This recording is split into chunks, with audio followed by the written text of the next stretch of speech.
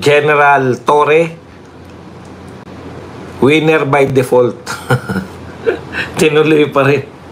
Okay, pag-uusapan din po natin, ito pong mga bagong argumento ng mga tutol dito po sa desisyon ng Supreme Court. Alam naman po natin na wala naman pong kahinatnan tong pagtutol nila. Pero for the sake na tumutol, baka naman makahikayat sila. So far po, wala po sila nahikayat. Mas marami pa po yung mga vendor at saka mga vlogger. Doon po sa kanilang sa kanila pong rally against po dito sa desisyon ng Supreme Court. Yan po mga pag-uusapan natin, pero bago yan, kapatid, no? Ito po yung naganap po sa Rizal Memorial Coliseum na charity boxing, no? Yung una, iniisip ko, dapat malitong no? Pero pa rin, tinuloy pa rin po ni General Torre. Ito pong laban na to, wala naman po siyang kalaban, hindi naman po inaprubahan o sinang-ayunan yung laban na to ni Baste Duterte, no? Ang tawag po dito, false advertisement. Di po ba? May bayad po yan. Pero dahil sa charity, okay lang po yun.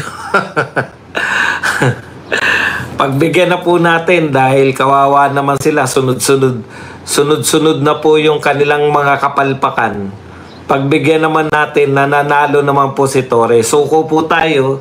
Congratulations po General Torre, nalo po siya sa boxing match nila ni Baste Duterte dahil po sa default.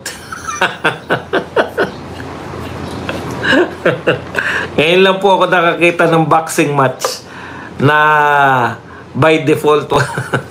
First time po. Baka history yan, no? Baka masulat po sa Guinness Book of World Record yan na boxing fight na by default. Okay. Alam niyo naman, bakit po invested, maski po yung mga walang alam sa sports, mga political analyst po na walang alam sa sports, basta po mga pro-BBM, nakatutok po rito, na akala mo naman, So sila po ay tutok na tutok at para po mabanatan, no? Pero kakaiba na po, hindi na po yung binabanatan po nila yung mga Duterte dahil hindi na po sa katiwalian. Binabanatan po nila yung mga Duterte hindi na po sa mga maling ginawa, no? Pagnanakaw, korupsyon, binabanatan na nila yung mga Duterte dahil sa hindi pagsipot sa isang boxing match. Ganun talaga eh. Doon na lang po sila, yun na lang po panghawakan nila. Wala po silang mabanatan sa mga Duterte na mga aktual na kasalanan. Doon na lang po sa mga paboxing na hindi dumalo dahil hindi naman po aprobado kay Baste. Ngayon, maghinanakit kayo. Bakit? Yan lang po naman yung litanya nila eh. Siya nga tong antapang-tapang na maghamon nung pinatulan. Iba po yung pinatulan eh. Parang naghamon po ako. Kunwari po ako maghamon ng pagalingan tayong kumanta. Tapos, biglang nauwi po ang hamon sa sayawan. Talagang magkaiba po yun. Iba po yung suntukan sa boxing na meron pang mga gate. Pero congratulations din kasi nabigla ko. Ang laki pala na natipon, no, ng charity event na to. Umabot po ng 17 o mahigit 16 million. Congratulations na rin kay General Torre, no, dahil mahusay po siyang mag-promote ng event para sa charity. Ayan.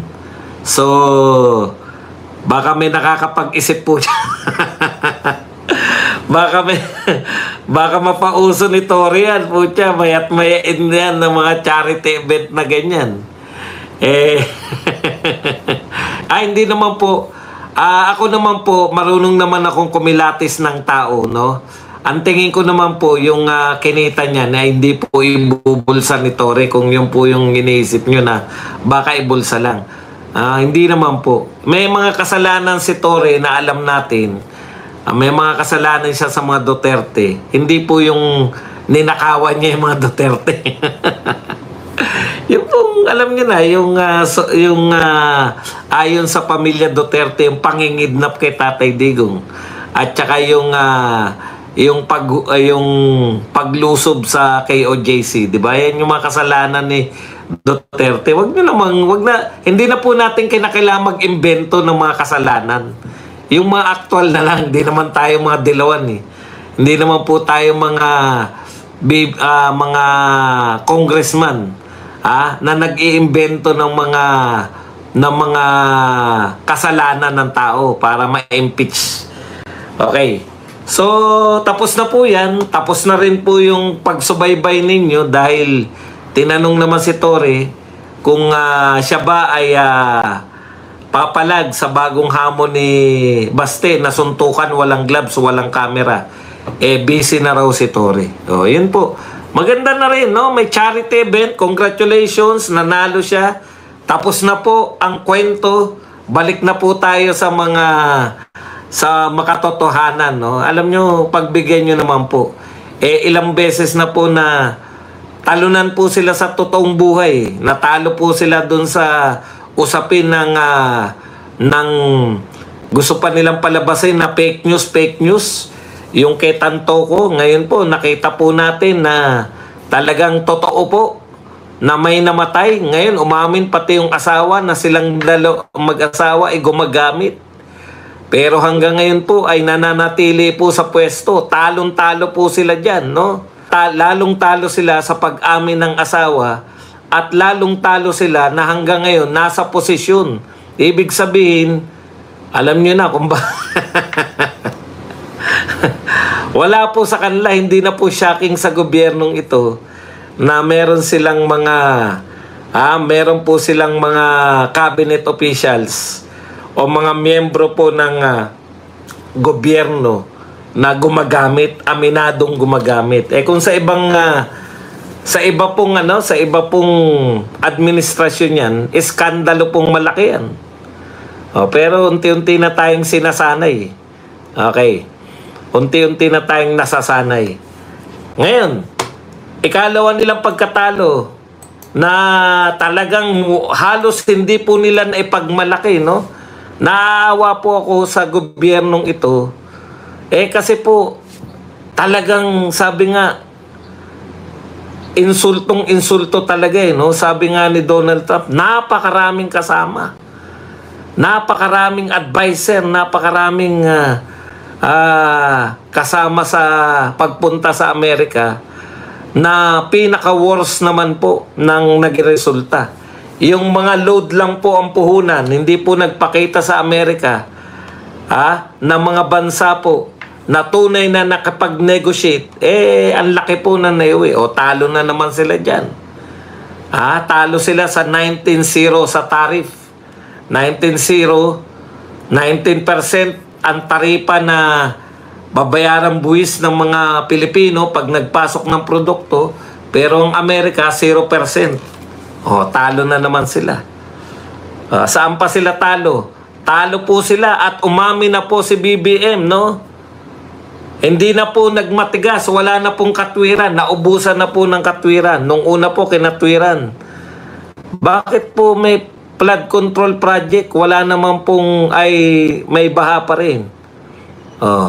Sabi nung una, nabangga ng barko. Nung nasundan pa po yan, bakit po may baha pa rin? Ang daming flood control. Meron po tayong flood control, sabi niya, na-overwhelm lang. Ngayon po, wala na pong gustong ipaliwanag. Ito po ay new normal na. Congratulations po, Mr. President. Kayo lang po ang nakalutas ng suliranin sa baha. Kaya lang, kung new normal, ang ibig sabihin niya, tanggapin na natin pag umulan, babaha. Mag-adjust na tayo. Kaya po sa mga susunod, magkakaroon na po ng biyaheng bangka dyan sa EDSA. Kasi new normal na yan eh.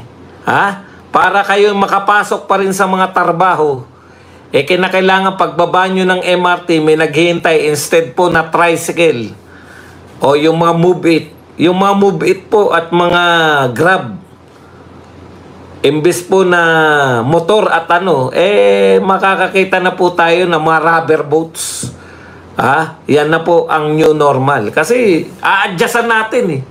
Ang tanong lang, sususpindihin po ba yung pag-i-issue ng flood control project? Nasa July pa lang po tayo. Kung tatanggapin na natin na babaha talaga, wala na tayo kayong iisipin na solusyon, bakit pa natin popondohan ng flood control? Hindi po ba? Yan, naapektuhan ka, Shaila Ray. Naapektuhan ka ng mga ng mga loyalista o loyalista ka talaga.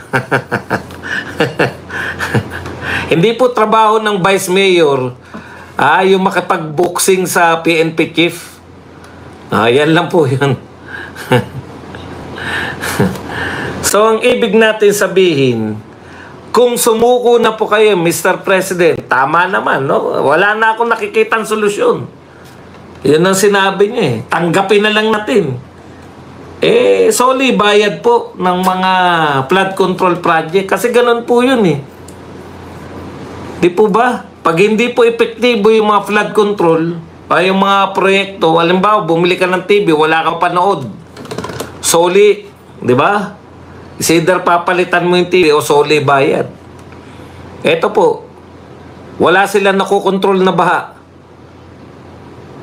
Wag nang magpatayo niyan. Yung budget, ibili na ng mga jet ski, ibili na ng mga rubber boat para sa libreng sakay.